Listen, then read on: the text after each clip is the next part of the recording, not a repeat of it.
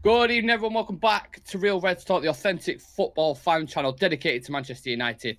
This is your breaking news show. We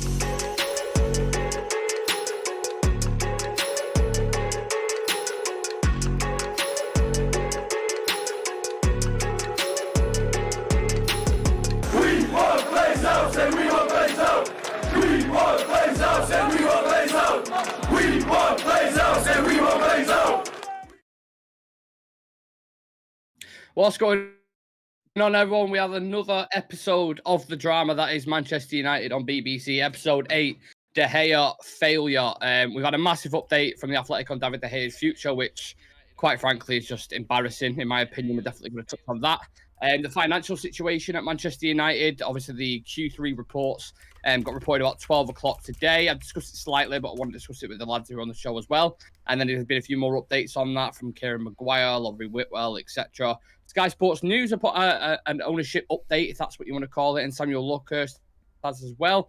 Lisandro Martinez is back in training, pretty much full recovery, or if not like 5% off.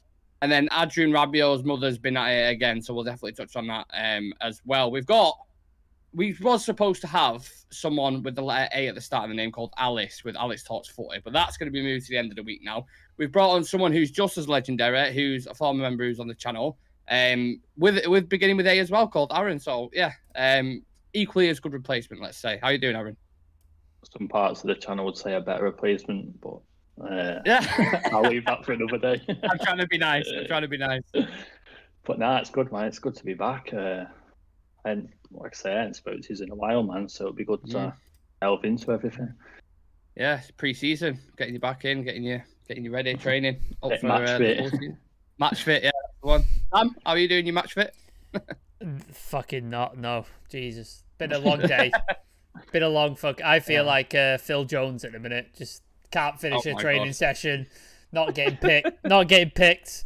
And I'm on my way out the door. That's how I feel right now. So yeah, but apart from that, all good. Love the analogy. Yeah, guys, for yourselves, I don't know if you lot on match fit or whatever it is, but make sure you are all commenting, get your questions in, smash the like on the video and subscribe to the channel. We'd love to hear your opinions on set topics as we go through them, especially the David De Gea one, because there's been a lot of different opinions on it, and I want to get into them. So this is where we're going to start. Dan Sheldon originally, I think this was morning, and it was coming out from the Athletic as well. David De Gea signed a contract extension with Manchester United only for the club to back out of the agreed proposal. De Gea agreed to a drastic reduction on his current 375k a week wages, but United did not sign the contract. Now, a couple of the kind of compounding factors that have led to this. So the drawn-out takeover process, when the contracts talk started, it looked like, I'm pretty sure we saw reports that were saying like, oh, it's agreed, and basically it's going to happen pretty quickly. And then United, after seeing kind of the financial reports again today, we've got a tighter cash flow and budget. And then Erik ten Hag wasn't happy with his performances as well in the final. And there was a few other games like Sevilla as well, where he's just kind of like not too sure about this. And apparently he is behind the U-turn. That's what Chris Wheeler's put out there, that basically he's just said, I need a new keeper now. Don't sign that new contract, and kind of vetoed it, if you will. Is this the right call from the manager, Aaron, do you think?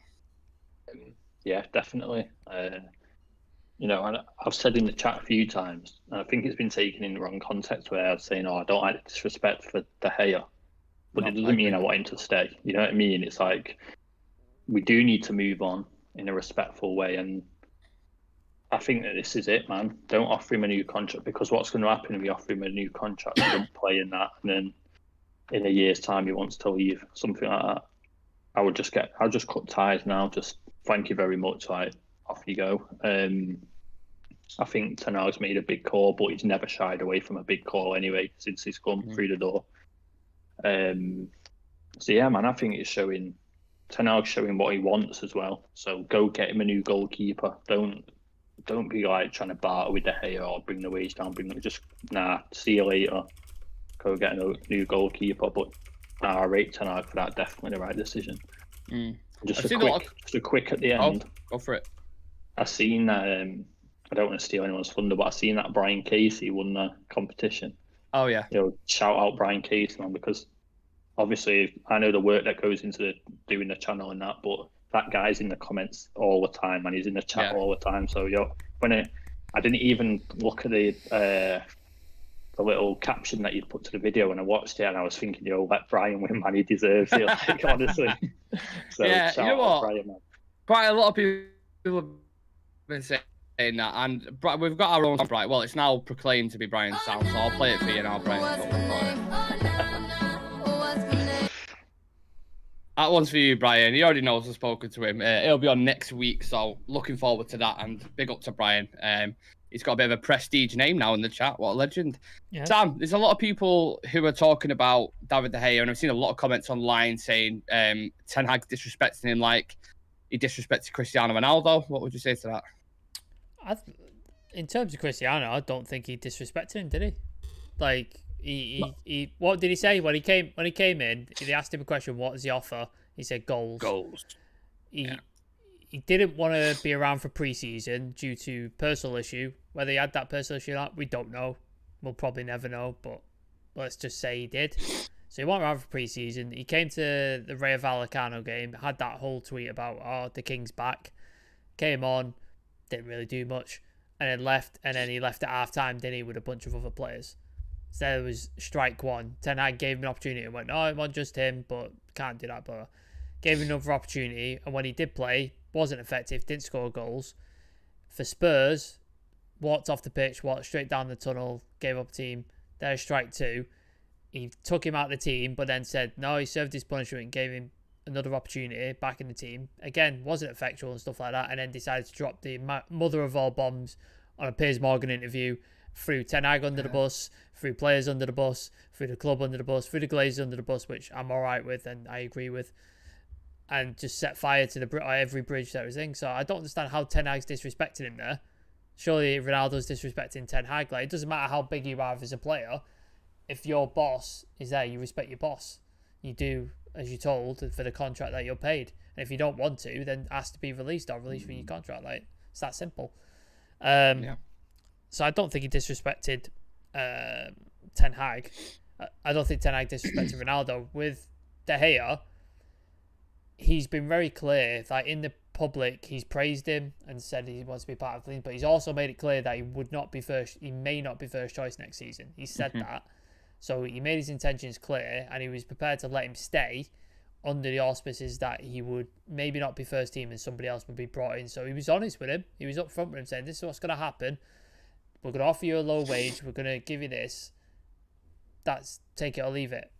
And he signed the deal, and then obviously United have backed out. So if Ten Hag has decided, okay, because I heard there was I think it might have been Chris Wheeler as well. He said that the board told Ten Hag that if Ten Hag signs this deal, he doesn't get a new number one. That is what they've told him. So I think Ten Hag's now gone. I think Ten Hag must have been told other things beforehand, and then the board's now gone, right, we're going to sign this now. But if this happens, if we don't get a new goalkeeper, and he's gone, I need a new goalkeeper. So he's withdrew it, and I think that's what's happened. Is that disrespectful? Some people might say so because he's been there for a while, 10 years at the club, etc. But in football, there's no room for sentimentality, is there? You got to be brutal. If you want to win trophies, you want to win titles, you want to compete, you got to be brutal. You saw Pep came in, Joe Hart was at City, won titles, won trophies, was well respected, one of the great leader. What did Pep do? Out the door. See you later. Gone. That's what you got to do. Bought his own goalkeeper and got rid of him after a season. Yeah, exactly. Exactly. So you've got to be ruthless, man. You can't afford to be with sentimentality. That's what happened with Ronaldo. Everybody was like, oh, he's the greatest player of all time. He's this, he's that. He was like, yeah, but he's not producing on the pitch. He's not doing the thing he was brought in to do. And if he's not going to do it, it doesn't matter how legendary you are. You've got to go. And that's the way it is, unfortunately. Right. We've actually got the clip from Eric Ten Hag to David De Gea from the dressing room. And hey, get the fuck out of here because I'm gonna fuck you out right now, motherfucker. He put on a Spanish accent for De Gea, did he? Yeah. Well, yeah, Mexican, whatever you want to call it. Obviously, just joking there, but it is from United's side, Aaron, getting a player to agree to a pay cut, only then to kind of rip up the contract and then offer another deal on even low wages is just madness. I mean, there must be clearly a disagreement at board level or with the manager. Yeah. Just to add on to Sam's point, like about hanging on to players and that just because of what they've done. I feel like you earn that contract, you fight for that contract, and can we really say going off the season that David De Gea earned a new contract like on them wages as well? He definitely didn't. Offering him a new contract and then taking it away and offering him another new one's a bit shit, to be honest. Like, and it doesn't surprise me. It's probably a decision that's been made that Ten Hag probably hasn't had much of an input on, and now he's maybe, like Sam mentioned, that he's facing not getting a new goalkeeper, so he's maybe come to the table and said, "Nah, take the contract away," or "I don't want him." Maybe he's come as directly and said, "I don't want him as my number one next season." So it wouldn't surprise me that first contract, just knowing United, that first contract probably had nothing to do with Ten Hag, or maybe it would be, would you be interested in keeping De Gea for next season? Even if he said, "Oh, yeah, I want to sign another goalkeeper as well," United have probably took the green light and thought, "Right, let's offer a new contract." I mean, he was offering Phil Jones and that new contract under Ole Gunnar Solskjaer, so it does not surprise me. I think we're all in unison. We all kind of agree that we need a new goalkeeper, but it's going about it the right way, innit? And United just haven't done that at all for the past God knows how long. And one thing I keep seeing is this new trend of kids on TikTok. I call them kids. They're probably about 21 or 20, but on TikTok who do these kind of statistical and analytical videos of why we need a modern goalkeeper and it's important. And I tend to agree with it. I'm behind it. I see it with my own eyes. I know we need a new goalkeeper, but the stuff that they put on social media, and he's got quite a big following as well, about David De Gea, saying "Oh, I can't wait for him to fuck off, and I can't wait for this, and blah blah blah." Like I was saying before, this is a guy who's still won a Premier League trophy, the only player to have ever won a Premier League trophy with us, who's in this squad right now, who's in the Sir Alex Ferguson era. It was obviously, he's not turned to a bad goalkeeper overnight. It's just he doesn't suit the Erik ten Hag system. I think it's just as simple as that. It's obvious. You go back to any game this season, it's so obvious that he doesn't suit it, and we need to move on. It's not only that. It's not only that he doesn't suit. He's not suited modern football for a while, but he had insane shot stopping, absolutely insane shot stopping, and his mistakes weren't that frequent. He had the odd clanger, didn't he? But he didn't have that many. Last season, he had so many mistakes. Many mistakes. Not even stuff where you go, all right, he could have done a bit better. Just ridiculous shit, like the West Ham one. That's just ridiculous. The Sevilla, I don't know what he was doing. Was he trying to trap it? I don't know what he was doing. Do you know what I mean? And then the fact that is the first time he saved a penalty in God knows, I think it 6 years, was in a game that didn't matter. Do you know what I mean? It's just... you can't have a modern goalkeeper like that. He needs to offer something, and even his shot stopping wasn't saving him last season. So now you're at the point where, what is he offering? Do you know what I mean? He's not offering anything. So you have to then get rid. That's just... Fergie used to do it all the time. Fergie used to get rid of players, and people would be like, "Oh, Fergie's losing it. He's losing it. He's getting rid of this guy. He's so good." But Fergie knew when they're at the top of their peak, and then the next season they're about to go on the decline. He knew. So you need to get rid of him that summer when they're at the top of the game and they were going to decline. And people just go, "Oh, why is he getting rid of him? He's fantastic." And then literally the next season, you'd see him dip. And we haven't done that with De Gea. At the height of his powers, and now he's on the decline in the modern system, and we've not got rid of him. We've kept hold of him. Sorry, I just got... I was discussing off camera before when we cat just... Is he just walked past? Let's do it again. It's just there right now. And I'm trying so hard to be professional and just focus on the camera, and it's just staring right at me right now, just like that. Do you think? Go on. Present, mate. Present. Present, monkey boy. Dance, monkey boy. Yeah, do it. The last thing I kind of want to touch on, Aaron, this kind of twisting the story, the Henderson deal has been on hold now, effectively. Chris Wheeler said before he was on the United stand, and he said that the Henderson deal's done, basically. But this will now stall because of this situation. So Henderson, again, because we need sales to add to our kind of transfer kit, which we're going to touch on in a second, because we've only got 120 million apparently. But that's another thing that's annoying, isn't it? If we have to bring Henderson back, is there a world where you could... No, just no. Is that what you're saying? Nah. You know what? I was actually happy when I seen that report the other day when I can't remember who reported it, said that Ten Hag's, they literally used the quote "pissed off" with Henderson. I thought we've all been pissed off with Henderson since he made them comments last season. So yeah, I don't want to see him back in the United. I don't even want to see him around the team in training or anything. Oh no, I don't want to see his face. Literally don't want to see his face. Sam, should we get into a few comments and I'll remove me cat from? Which cat? Which one is it? Bruno. Bruno Fernandes. There you are. Bruno. Bruno. Concentrate now. Right, comments. Yeah, a lot of love for Brian Casey in the chat for being selected. So shout out to Brian Casey. Brian Casey also saying Pep did it with Joe Hart. Yeah, that's literally what I said. He also bought defenders that weren't good enough and sold them. Yeah, how many centre backs has Pep gone through in his time? Oh, mate, it was at Mangala. Remember him? Yeah. Oh my god. 50 million. Otamendi. It was Di Michaelis? Oh no, I don't think Di Michaelis was there when Pep was there. No, he was a Pellegrini signing, I think. Yeah. But he got who was the United player that tore him to pieces and then he was fucked off like. Rashford. Yeah, Rashford ruined his and he fucked him off to Spain. Yeah, sent him back to Argentina. Yeah. 2021 still makes some kids these days for Moondog. They're not real fans, Nick. Yeah, there's a lot of player FCs in the online, especially on these sort of Twitter space and TikTok. Marshall FC. Don't get me started. Pogba FC, like just fuck off. Brian Casey, since Fergie left, we haven't had the ruthlessness that we need. I agree. If he was still in charge, Jones would have gone 5 years ago. Yeah, and he bought him. Like Fergie bought him, but he would have said, "Nah, he's not good enough. It's not going to work." I will never understand how Jones got that comment, fella. I don't know what that means, but okay. Contract, maybe? Contract, maybe. I think, yeah. United being United will end up getting some old keeper that used to be one of the best in the world, but he's getting on in age. I mean, I wouldn't put it past him. Bartes back. Fucking hell. Roy Carroll. Gray's put Gary Bailey. Fucking hell, that's before my time. That Gary Bailey. Jesus. Gary Bailey. Wow. Yeah. Yeah. Yeah, here's one for the chat. Who's the worst goalkeeper United could bring back? Taibbi. Starting 11. Taibbi. Thomas Kuszczak. I was going to say Kuszczak. I thought it was going to be mine. Massimo Taibbi. Massimo Taibbi lasted 6 games before they fucked him.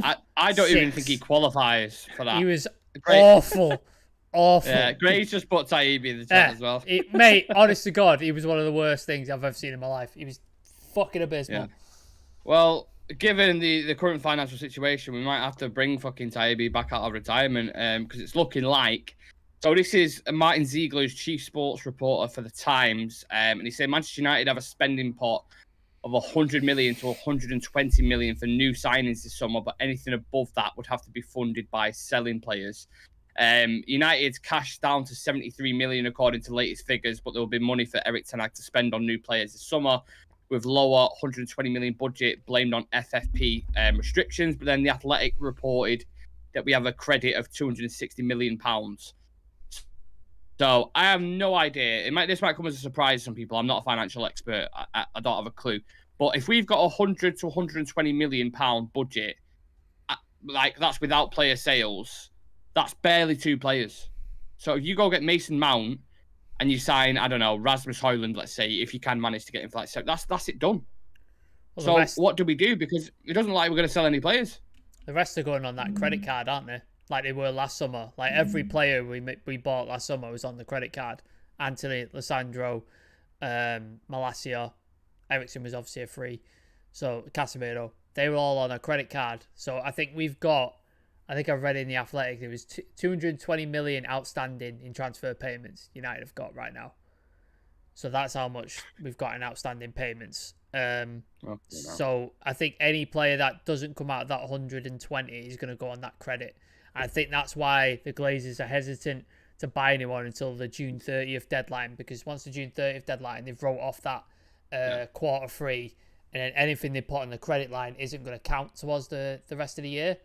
They can sort of count it towards next year, which means it looks healthier for when they sell the club. They get more for their shares, they get more money, etc. So I think that's why we've not signed anybody and we've not sold anybody yet, because if we do it all after the June 30th, it reflects better on their financial sheet and their output. As I understand it, obviously, like you, Nick, I'm not a financial expert, but from what I've read in Kieran's book and the stuff that he's told us on the channel, like that, I think that's from what I understood. But obviously, Kieran could probably explain it better for us. But yeah, that's why I we'll understand. we'll work on that. We'll try to get him back on because he'd be perfect for this.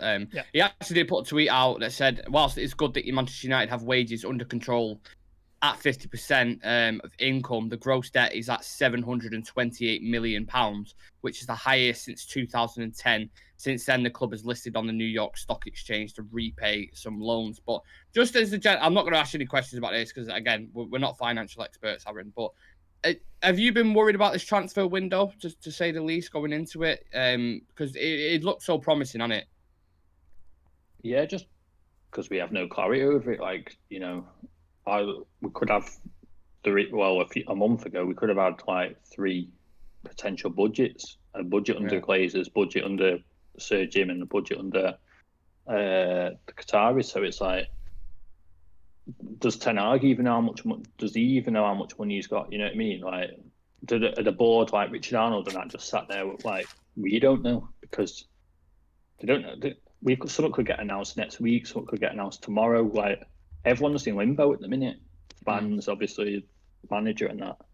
And I seen a tweet, you know, and I was thinking about it. Like, I wouldn't be, obviously, I don't think it would happen, but I wouldn't be shocked, and I wouldn't even be mad if Ten Hag just thought, fuck this, I'm out of here. You know what I mean? It's like, how's he meant to build on a team? Like, there has been a lot of noise about that, hasn't there, with Eric Ten Hag saying, I don't think personally it'd happen, but no, I don't. You could see if he doesn't get his targets and ends up with some fucking, you know, Weghorst re-signing, De Gea staying on, Sabitzer as your fucking midfield, like, that's when you could be like, maybe, do you know what I mean? He might fucking pack his bags and say, fuck this. Some other team will invest.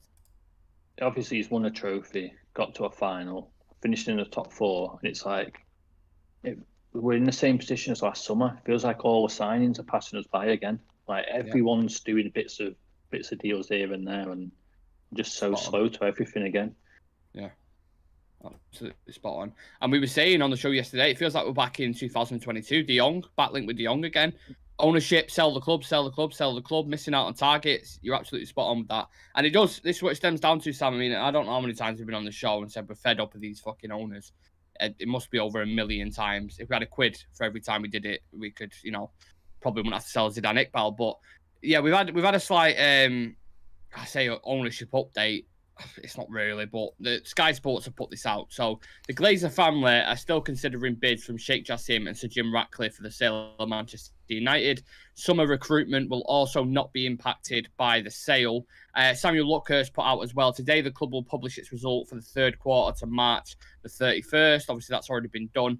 On Wednesday, there's annual general meeting, AGM of shareholders in New York. Finally, Friday, June 30th, marks the end of the fourth quarter in 2023. The balance sheet date for full year accounts, the suggestion has been made that for the 12 board members, 6 of them being Glazer siblings, the accountants, the lawyers, advisors, it'd be logical to delay any announcement of a sale of United or new investment at the club until after June the 30th. Now, the cut-off date has been cited as one of the possible reasons why United have not agreed to grant exclusivity in the sale process, as it would require public disclosure to investors. Exclusivity has not been granted to Sheikh Jassim bin Hamad Al Thani, contrary to a report on June the 15th. So it looks like it's going into July now, Sam. Happy with that news? I mean, I started getting... A lot of people call me cynical and pessimistic, but honestly, I'm being a realist. I'm being realistic with... I know the owners.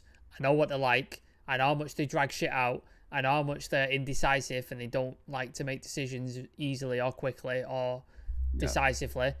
So I think after the first deadline passed of like the Easter sort of period, and then everybody was saying, oh, it's going to be end of the season, the FA Cup final, after the FA Cup final. And then that didn't happen.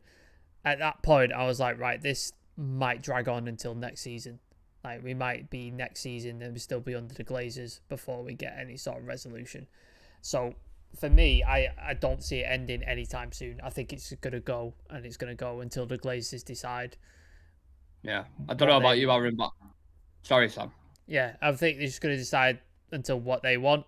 Either they get the money for what they want, or they decide on Sir Jim's offer, or they decide to stay. One of the three. They're going to pick one of them eventually. So they have to make eventually. But that could take months. That could take 6 months. Could take a year. Wouldn't surprise me if it took years. Exactly. You know what I mean? So like they're in no hurry. Like they have to have a deadline. They don't have to get out. Like this is not like the Chelsea situation where he has to sell within a certain amount of time and it has to get done now. It's like selling a car. You could sell that car whenever you want. You don't have to do it tomorrow. You could do it like you know how long it takes. Like I'm in the process of buying a house right now, and Aaron's bought a house. You know how long that shit takes? It takes fucking forever. Like it takes forever. Man. And this is a massive billion-dollar club that you're talking about, so they can take their sweet fucking time, mate. So it wouldn't surprise me until like we could be in August playing first game of the season against Wolves, and we've still got the Glazers as owners. I can see it. I can really see it. I don't know if anybody else is like me in the chat, but even when I've got like a phone bill that, let's say I miss it by a day that I don't pay, I feel like this is fucking dark cloud over me that I'm like, I need to get it paid. Or even if I owe a mate a tenner or something like that, I'm like, I need to, because it'll just weigh heavily on my shoulders. The Glazers have sat there happily for months on end, whilst we're scrambling about like United fans trying to figure out where the next fucking transfer is going to come from. And we've got Weghorst up top and we're like, mate, what is going on? And they're like, do you reckon, kettle on Darcy. Do you reckon he's got... It's mad. Do you reckon Avram's got a to-do list? So it's like at the top, it's just like count my money, and then number two is get my ponytail trimmed and feathered. No, that's not his priority list. Feathered. Oh, it is. Yeah, it is. And then number three is go online, laugh at United fans losing their shit, and then number 18 is like check on the sale progress for the club, and he's just gone.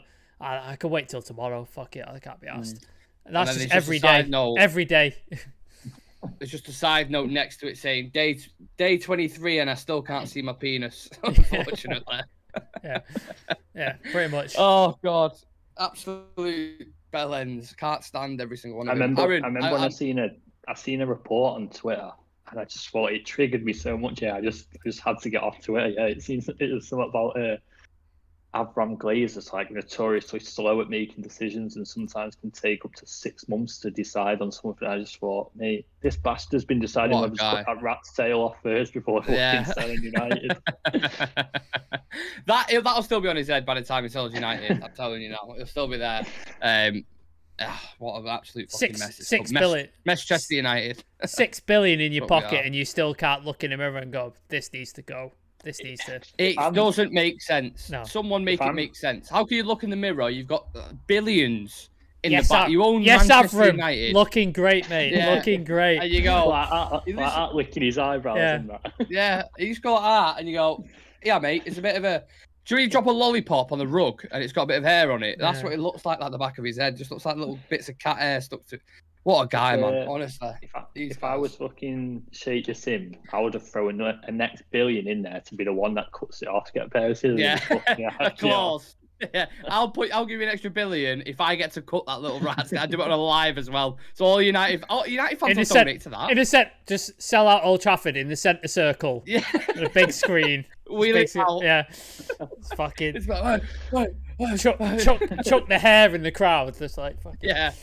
Yeah. And you'd get £1 billion. You could just set up a GoFundMe and set up £1 billion target to cut off Avram Glazer's little rat tail in the middle of Old Trafford. Just whilst he's getting pure abuse, that'd be yeah. Just 79,000 fans just going, "You're gonna die. You're going to die." Yeah, absolutely. Jesus. Wow, this is what he's brought us to. This is literally what the Glazers have brought us to. Unbelievable. Smash a like for that if you'd like to see that in Old Trafford. Yeah, Aaron, just the last question on the ownership, because we haven't spoken to you in a while. I imagine you have very similar thoughts to ourselves, but yeah, how have you been looking at it over the past couple of months with a keen eye? I probably stopped looking at it a few months ago.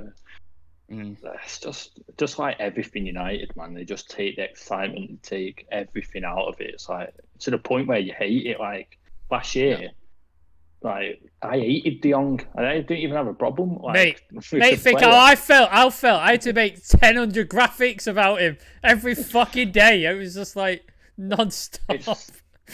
By the end of it, I didn't even want to see him in the shirt. I know. Don't care anymore.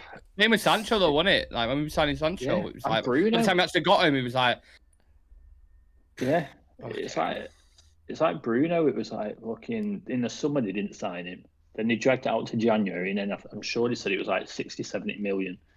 And then we haggled, and then right at the end, we just paid what they wanted in the summer. It was like, what's the point? Maguire and Wan-Bissaka haggled over the price for him for the entire summer, and in the last week of the transfer window, paid 50 and 80 million for him.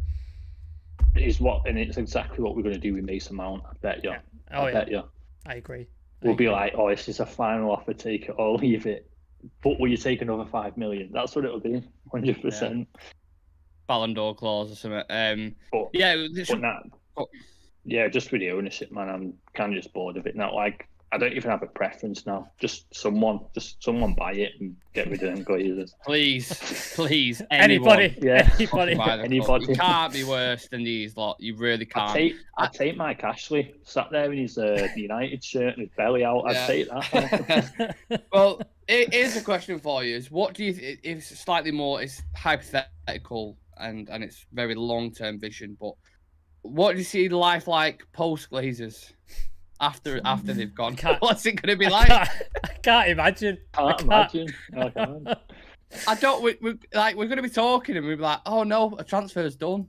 Like, Do you know what it's going to be like? It's going to be like, do you know when you get them people and they've been in prison for so long, and then when they go out to the real world, function. Why they want to go back? Yeah, can't function. We're going to get a transfer done in the first week of the window, and we're going to be like, I can't even deal with it. We're going to be like looking at the stadium, and they're going to be like, oh, we need to fix that in the stadium, and then 2 months later it's fixed, and there's no leak done in the stadium. And we're like, yeah, is it fixed? Did we fix it? Thinking, are we in a fucking alternate world here, or what's going on? It's Black Mirror. It's just going, what's going on? Like, so odd. I do think that's a nice thought, though. I'd rather think about that rather than how long it's going to take. Like life, if it does happen, life after it. How, when they come in at board level, they look at Richard Arnold, Murtaugh, halfway through the butt, pack your bag, son. You're not staying here anymore. The business you've been doing over the past 10 years, mate, has been abysmal. Get out the fucking club. Do you remember the last 3 weeks last season? We finally got Wi-Fi in Old Trafford. Do you remember? I know, yeah. Because you sent the video, didn't you? And I was like, how the fuck have you just sent that? We got Wi-Fi. Like I've been going to Old Trafford for fuck knows how long. We finally got Wi-Fi. Yeah. What the fuck? It's mad. It's absolutely mad. Even like VAR as well. VAR, when you get a decision, you're like, no idea. What's going on? No communication whatsoever. We've got some talk slowest internet going. Oh yeah, hamster on a wheel, just fucking. Yeah, save pennies, mate. Save pennies. Jesus Christ. Should we get into a few comments because we've just been on a tangent for a while. This might be the funniest comment that Brian Casey's ever put. Go on. Avram reminds me of Zoidberg when he sends his shell to the dry cleaners.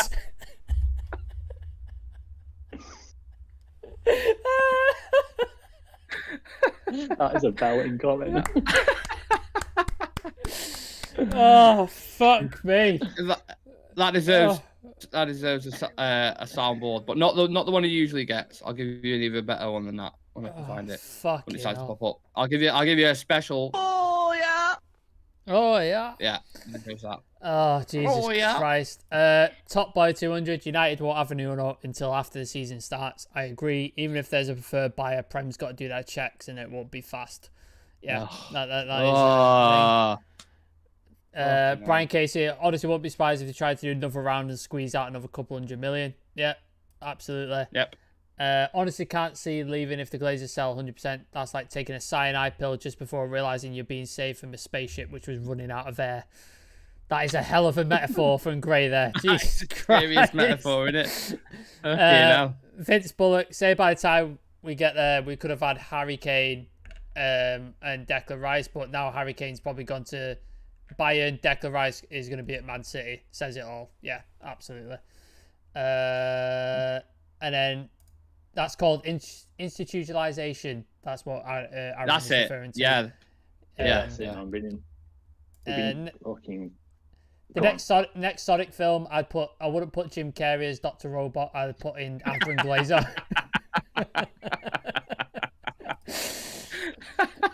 Comments are on fire today. Absolutely on fire. Oh, I actually got a tear in my eye with that. Yeah. Love it. Is that all the comments? Yeah. Please bring in more. If you've got any more like that, drop them in. This has been eating away at me. You know, when you're talking about a hamster going on a wheel for the Wi-Fi. Why can I just see Donny van der Beek fucking winding up a generator? Donny, we need more. We need more power. Fuck it. Yeah. He was handing out the bibs, wasn't he? So why not? You gotta get the most out of your money. He's like, boss, I've just recovered from an injury. I want to, That's how he got injured. That's how he got injured. The fucking generator. Get on the wheel and get running, Donny. All right. Are we through the comments? Are we done with the comments? Dan Raj, hey, Aaron's on the show. Celebrate. Absolutely, mate. It's good to have him on. Yes, and then Brian Casey, speaking of Rice City, what do you make of Eni Alonco's comments on TalkSport? Oh, do you know about this? I was about to. Yeah. I've not heard about it. I've not heard about it. The cat and mouse thing. That's all. Explain it. Explain it to me, because I've not heard it. I can explain. I saw a bit about it. It said something like he thinks Pep is putting in a bid for his mate Arteta, was it, or something along the lines of that? Basically, what she said was when she was a sporting director or something like that. This is what she said. It's just total bullshit, right? She said, "Oh, I used to if I'd bid for a player and it wasn't enough, I'd ring up another club, a rival, and ask them to put in a bid so that my owner would up their bid." So she's basically thinks that Arteta has rang Pep and said, "Oh, will you put in a higher bid than what we've offered? We'll offer a higher and get him." Yeah. It's like, what? Yeah. Right. So we get Declan Rice, a challenger, a direct rival to your title challenge, which would significantly improve us. What, cheers for the favour? In what fucking world with that? Yeah, just absolute. But TalkSport, how many times have we said on TalkSport, like, on here? It's shit. It's full of shit. But Nonsense. I could tell Ali McCoy's just kind of like making comments if to say like, I would have called her out, wouldn't it? Me, 100%. I would have been like, that's bullshit, absolute bullshit. But it is what it is. But I want to move on. I want to move on to the last couple of topics. Do you want to discuss Rabiot first, or do you want to discuss Lisandro Martinez? Should we end on a positive, and we'll just let's do Rabiot thing out the way. Yeah, let's get Rabiot out of the way. So Adrian Rabiot's mother, Veronica, has asked Manchester United for a signing on, or asked Man United for a signing on bonus of €10 million plus €10 million a year, I believe. Correct me if I'm wrong, Sam, but that was the figures that I saw. I know, Aaron, you said off camera he was a little bit gutted about the deal itself. Obviously, get all the financials and stuff, but he would have been a good player for depth, right, in that regard. Yeah, definitely, because especially, do you know what, last summer when we was linked with him, I wasn't too bothered about signing him, and then when I seen him in the World Cup and he was playing basically like in a midfield three on the left-hand side where Eriksen played, thought, he looked good and he looked pretty vital in their midfield. Obviously, we know in certain games, Eriksen just... I can't knock Eriksen. We know he's not a fast player. Against teams like City and that, he just gets played around too easy. So in the games where we've got the ball and that, I could see against a smaller team when we're heavily in possession, I could see Eriksen playing. And then in a game like that, Rabiot or Mason Mount, you know what I mean, can step in. So I'm pretty gutted. He's had a good season with Juve from what I've seen. And I just felt like on a free, it's a good bit of business, a bit like the Eriksen deal where we're bringing in better than what we've got. It's better than McTominay, better than Fred. Mm-hmm. And, you know, we're getting him on a free transfer and it's not eating away out the budget. But obviously, another one missed. Obviously, we've been linked with De Jong. We've not got Rabiot. I'm just waiting for the Arnautovic now to repeat from last year. Again, wouldn't surprise us as United fans. I think most people are probably in the chat. The issue is, Sam, there's no other ones out there in like Rabiot's caliber, at least with his experience, who you can get on a free. I haven't seen any that we're linked with, at least, or that's out there in Europe. So who do you go get? Because Casemiro isn't going to have a replacement, is he? Unless we get a Casado, which I don't think is going to happen. Yeah, we need to. This is another example of United not structuring itself properly in terms of scouting, because you look at it, like, I hate to use Brighton, but I just think because they do it so well, they get their best players stolen every single fucking summer. Like every year, their best players go, and this season, Casido, McAllister's already gone. You probably see next season Matomo and Encino and possibly Duncan Ferguson might go next season. So there's going to be people. Evan Ferguson. Sorry, Duncan Ferguson. Fucking hell. I was going to say, he's a big boy. Yeah, he's a big. Duncan. He's a psychotic man. Him, isn't he? Oh yeah, he's out of his fucking mind. Yeah. Yeah, Evan Ferguson. So they lose their best players. They get good money for him, but they lose their best players, and they replace them immediately. You already know exactly. Like if this guy goes, I know who we're gonna go get, and you get him, and it don't cost that much money, and they always turn out to be an absolute gem. Liverpool used to do it all the time. Like Liverpool used to replace players and like thing. So we used to do it. Yeah, Fergie used to do it all the time. So if we set up our scouting network correctly, we won't have to worry that much. We won't have to go drop 80 million on Casido to get him in to back up Casemiro or replace him. We could have got Casido for 5 million had we actually done our due diligence. We could have had Julian Alvarez in the door for 15 million in January if we'd listened to Ragnick. And there's your striker for next season. You're fucking sorted. Like, we've had that Nkunku we could have had for Ragnick. Like, do you know what I mean? Haaland we could have had for 4 million if we like. It's all these fucking players who slipped through the cracks and then went on to cost absolute fortunes of money.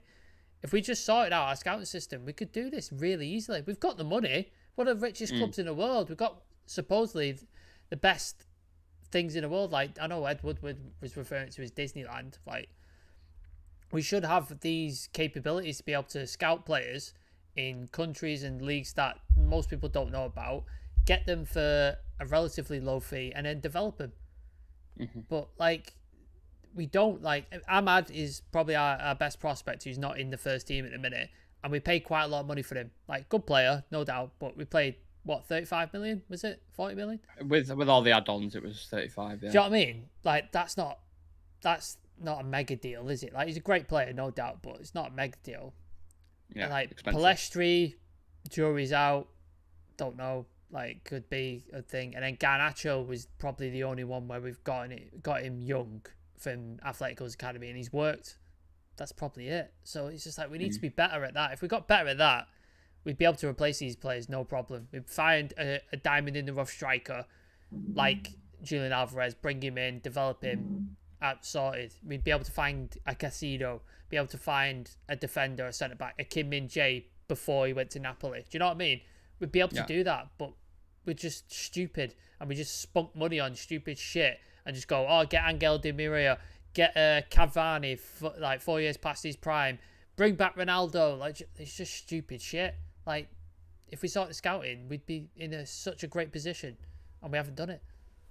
And the annoying thing is, we've got a team literally across the road who they got rid of when Aguero was going. Pep was like, I cannot replace. And then you see this absolute alien of a man in Erling Haaland fucking walking a team, and it's just like goals galore. They get rid of Jesus, no problem. Gundogan's just gone to Barcelona, no problem. We'll bring Kovacic in, who's more than capable and a criminally underrated player in the Premier League. Whoever it is who leaves, you don't give a shit. Cancelo, he was like, you got a bit of an attitude problem, mate. Bayern Munich, piss off, sin a bit. I'll put Stones at right back. Kyle Walker looks like he's going, and he's not asked. No problem. Kyle Walker, this is the guy who shut down Vinicius Jr. and shut down Mbappe, and he didn't even break a sweat. This is like a top fullback in the Premier League, and Pep's not asked. He's like, you want to go Bayern? Don't care, mate. I'll get somebody else. What the main thing is, the principle is the owners will back him and believe in his vision. They've got a scouting setup. They've got a scouting structure. Yeah.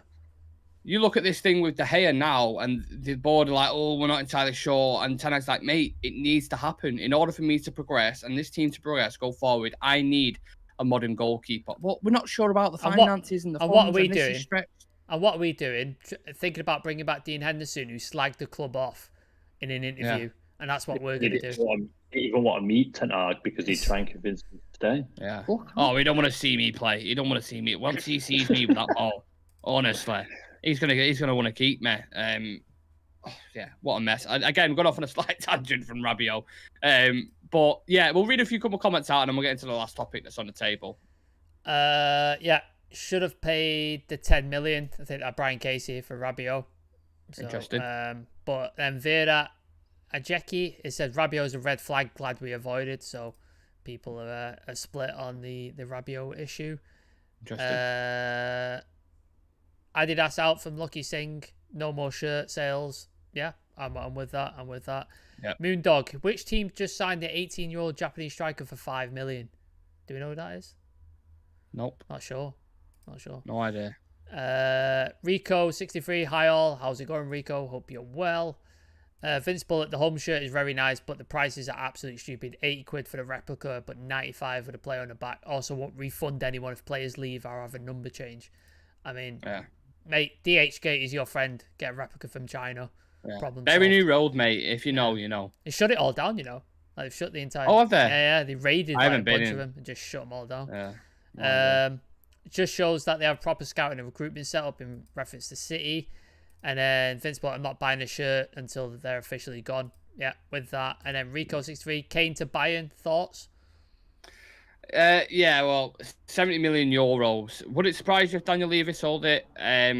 Slightly, because I feel the price is still low. I think he'd at least want, I don't know, at least 80 million if he's going to sell abroad. 70 million euros is a steal for Harry Kane. If Bayern Munich managed to get him, they're still trying to replace that Lewandowski, aren't they? That guy who can come in as just like the 30-goal man. And Harry Kane would definitely do that in a Bayern Munich team. I mean, they're already just won the league, but you added Harry Kane to Only it. just. They're going to... Yeah, they're going to only just, but they won the league, but they're going to monopolize it again. Aren't they? To bring Harry Kane in, someone like that, like it's done for the next couple of years. So yeah, whether they do it or not, I don't know. Laurie Whittle put something out before that that people close to the deal believe he will sell, but he's putting up this front, which Daniel Levy always does, doesn't he? Do you reckon he'll sell to a foreign club, but he's not going to sell to a Prem club? He's much more likely to sell to Bayern Munich. If Madrid or Bayern come in, he'll take less than 100. He'll take less than 100 for him. But if it's United or someone, it's going to be over 100. It's a weird one with Madrid, isn't it? Because they've got Benzema's gone. So as it stands right now, who's going to play up top for him? Who did they just buy? They bought someone recently, didn't they? That Joselu from Betis. He's old, him. Yeah, he's not going to be the out-and-out number 9 for Real Madrid. Mbappe. So they need a striker. Yeah. Mbappe, I don't see PSG selling to him. I really, really don't, unless something late happens in August. Well, they've said, haven't they, that if he doesn't sign a new contract this summer, then they're going to sell him this summer.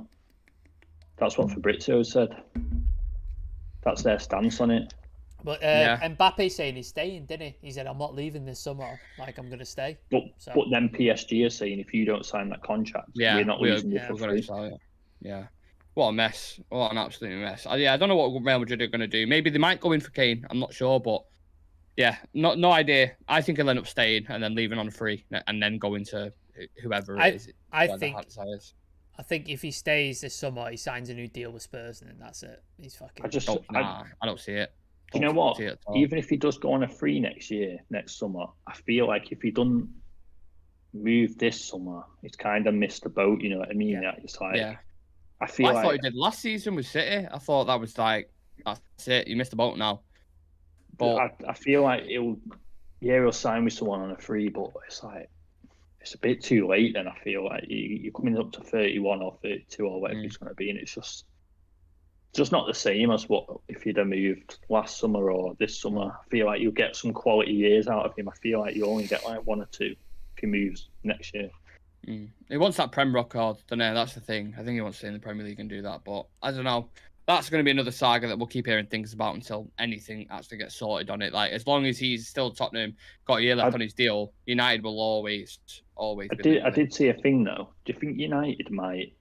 Obviously, you know that Levy's going to probably sell a bit cheaper to someone like Bayern. So say if they throw in an extra 10 million or something, and call it like 80 million euros or 80 million or whatever, and it gets accepted. Do you think United then might come in with like 85 million? Because we actually could be smart and see what actually gets accepted. Because do what we did with the Malacia deal basically and just fucking hijack it. Yeah, because if they accept 80 million, they can't then turn around and say to us, and if we offer 100 million, you know what I mean? They've already shown the hand on what they'll accept then. But I think United know Levy's stance anyway, saying that he's not going to sell. We just won't sell to a Premier League rival, especially like Manchester United. So they know that, and if they know that the reason why they're going to sell to Bayern for 80 is because of that reason alone. Harry Kane just needs to throw a pair of bollocks and say he wants to leave. These rumours, Chris Wheeler said today as well, in in his thing that Harry Kane wants to move to United. He likes to move. If you want to move, do what you did with City, mate. Like, he missed training for a week, or there was a certain thing where he just went. I don't know what it was. It's one of them. You're trying to be that professional that it's kind of hindering your career. You know what I mean? Simple as that. It's as simple as that. Mason Mount's doing the same thing, isn't he? Because he's prepared to go on like speedy training and be professional. But if he wants to move to United, he has to kick up a fuss, handing a transfer request in there. It's like remember what Berbatov did. We wanted him all window. They didn't want to sell, and then when he thought, "Fuck this! I'm not going training. I'm not turning up to games." Yeah, they sold him rapid. Anthony. Happened same thing with Anthony. Ajax, didn't it? We were like, well, this is what we're paying. And they jacked the price up and we were like, nah, fuck this. And then Anthony was like, well, I ain't come to training then. I ain't training with you. Yeah. And the deal got done. So it's only us that goes, Ronaldo goes, nah, I ain't coming back to training. And then we're like, nah, please come back. Please come back. Yeah. Oh, God. Right. Well, we'll move on to the last topic then. So to end on something positive, I suppose. Lisandro Martinez is in the final stage of his recovery. He's going to start the pre-season with Manchester United on par, which is fantastic news. I think we all remember when he went down against Sevilla. Yeah. With, just on his own, wasn't it? And we was like, oh, my God. Shit. What is going... Yeah, just absolutely panicking, thinking, if there's one player, him... Casemiro, Rashford are the main ones, aren't they? You look at it, you think, do not go down with a big injury. And Lisandro went down, and you're just like, fucking hell, how long is this going to be now? Like, is he going to even be able to start next season? The fact that he's in pre-season now, having pretty much, or going into it's positive in it. It'd be nice to see him again. And what do you expect from him next season? Because a lot of people are forgetting he's not even in his prime, nowhere near his prime, and he's had a pretty successful season, hasn't he? His first year in the Prem. Yeah, he hit the ground running. I expect more from him as well. I think we've just seen a glimpse, I feel, of what's to come because, you know, Ten Hag's obviously figuring out his team this year, figuring out his system. I should imagine I hope he's going to get some sort of reinforcements with Maguire going. So the sturdy defence is obviously going to elevate his game and the players around him. And he's going to be one of them players that are massively impacted by maybe bringing in a new goalkeeper, because if you've got a goalkeeper that can play obviously with their feet, you know, and we know Lisandro is like probably one of the best in the league at forward passing from centre back. So you look at United's style of play, if we get like an Onana who can play with his feet, you know, I mean, Lisandro and Casemiro, like I remember seeing on the channel when I obviously was still on here that it's like having two quarterbacks in it with them. Yep. So you think with a keeper that can spot that instead of having to maybe pass to the side, then get it to Lisandro, you get them quick balls. We should be deadly on the counter attack. Well, what's interesting about that is there's been a lot of talk about Mason Mount and how him and Bruno Fernandes aren't at the best at like build-up play. That's sometimes why we bring Eriksen in. So there'll be a hindrance on other players to do that. And that's what Ajax did. Ten Hag did when he was at Ajax. He had players like Onana, Timber, Martinez, Daley Blind, who could do it as well, Mazauri. Like that then falls on other players. Like you said, if you had Onana in net, Martinez next to him, Casemiro in the midfield, like you'd then have a structure then where you have capable players in every single You have that position. outlet. It's like you'll spot them passes. Yeah, you might... Mount or Bruno might be drifting like wide or not there for the ball, but you get someone that can spot that run anyway. Rashford's still going to make that run regardless. Yeah. Go on. No, I was just going to say, breath of fresh air, and it's time to have him finally back on the pitch training. Someone like him so vital for next season. Yeah, he was when we did the season end awards. He was my player of the year. Like, he was nothing short of flawless. I think there was one game, where he was a little bit off the pace. I think it was after he came back from that minor... Was it a minor injury or was it suspension? Which one was it? Can't remember. It might be... What do you mean? But guess who was next to him? Is it Maguire? Yeah. Right, there you go. That was the only game where I looked at him. He doesn't look the normal self, but after that he was absolutely fine. Like, the entire season was entirely flawless. His press resistance is amazing. Like, have you ever seen anything like it? Like, he gets the ball and their striker is on him and he just goes, see you later, and just turns and he's fucking gone. It's amazing to watch. Like, I've not seen that in so long from a United defender. So his range of passes is fantastic. His warrior spirit, his attitude. Like you saw when we beat Liverpool, the reaction he had, the visceral, physical reaction. He was fucking smashing the ground, like grabbing people. Like he is everything that I want a Man United player to be, and he's actually a fantastic player. So you got the 2 in 1. Like there's certain players where they got the club and he understood and the passion and all that. But there wasn't that connection. Their ability wasn't quite there. He's got both, and he's fucking phenomenal. I'm slightly anxious if we got someone like an Onana, if he got the ball, and then we're so used to De Gea just dicking it long, and Onana's getting the ball, and then attackers are coming at him, and he's turning him and like taking him on. I think I might have anxiety attacks in Old Trafford. Yeah. Because I'm so not used to it. I was like, just get rid of the ball. Just fucking hit it. Well, it's like what we was talking about before with like the coming out of prison thing. You're so used to it. It's going to be like when you see Onana outside the 18-yard box, which he does do frequently, high up the pitch. Taking a player on. And people pressing him. You're going to be like, oh my God, give it away, give it away, can't give it away. Do it. I can't. I won't be able to deal with it. Like it's fucking insane. It all falls into line about how a team press. Because if Ten Hag's going to go for a Mason Mount, I think what he's going to try to do is go for a more Liverpool approach where he press high up the pitch. So you have Bruno Fernandes and Mason Mount pushing up together. Then the whole team collectively push up higher. And if you've got De Gea in that team, you've got De Gea in, and your rest of it's just like a giant gap. So you bring Onana in, and he's that type of sweeping keeper where you have that then. And if you do try to send a long ball over the top, Onana's there to sweep up. Absolutely fine. It's just someone who claims their box. Like when we've got a corner against us and the ball comes in, he's going to come out and punch it, or he's going to try and get hold of it. To his line. Yeah. And we just let them have a free shot. The amount of corners we conceded or set pieces we conceded last season was insane. Every fucking time you're just like, for fuck's sake, it was so frustrating. So to have that and then to have Lisandro in front of him who's back, which would be phenomenal. I'd love it if we got like a Kim Min-jae or something like that as well, but I don't see that happening, unfortunately. No. But yeah, that would be amazing as well. What's quite comforting for me is the way Lindelof performed towards the end of last season, because if Varane does go out, and to be honest, I'm more than confident in Lindelof or Shaw, to be honest, to step in, because they've shown they can do it. Best defence in the league, clean sheet record. Do you know what I was about to say as well? Like I was just saying about Lisandro would benefit from Onana, but Lindelof is actually a very good passer from the back. I remember that lockdown season, the amount of times where he'd play a ball through to Rashford, and Rashford would get on the end of it. Like he spots it, so I feel like he'll be beneficiary from progressive play from the back. Yeah, you just need the pieces around him. That's all you need. You bring in your Onana. You've got Onana, Lisandro, Casemiro throughout your spine there. Bring Mason Mount into it. You get that extra energy. All the flaws that Christian Eriksen has in his game, you get rid of them by bringing Mount in, and then you need a killer number 9 up top, an absolute murderer who's going to get 20, 30 goals plus in the first season. That's the position that's worrying me, because same. Striker market is so like there's not really much out there. And risky as well. Like if you're going to go spend 80 mil on a Gonçalo Ramos or 70 mil on Højlund, and you're expecting them to come, you're going to be United's number 9. We're going to put faith in you, and we expect 25 plus goals, 30 plus goals. It's a lot for a 20-year-old. It is. He's a good player, but he scored 9 goals last season. It's not like he scored. It's not like he scored 15. Like he scored 9, which is decent for a young striker making his way. But to pay 80 million euros on a guy who scored 9 goals and expect him to perform for Manchester United, you're asking for trouble, man. Do you know what? I'm not even lying.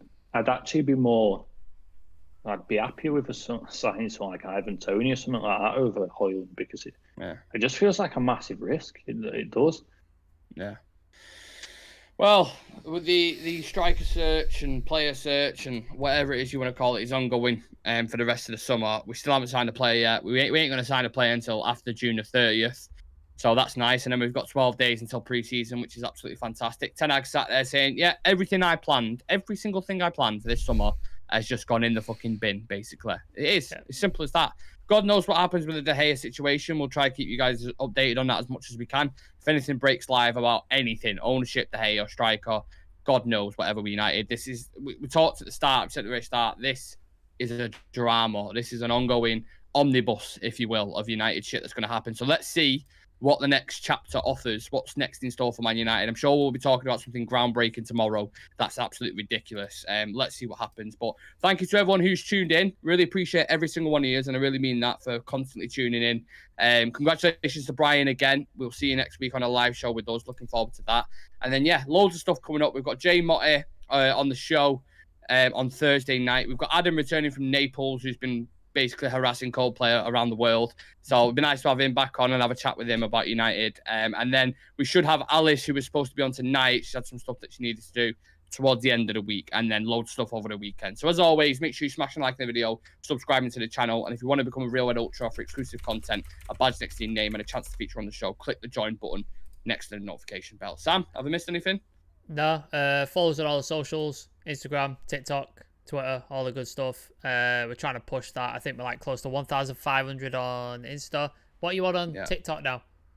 27k. I think it is. Let's get that to 30k. That'd be nice. And then I think Twitter's near 1,200. So let's push that. Correct. Let's get that over. And then, but I think we're 25 subscribers away from 2,500 on YouTube. So it'd be nice if we can get to that. So share it around. If you've got people who like football at United, share it with them. Give them stuff, like giving it to watch.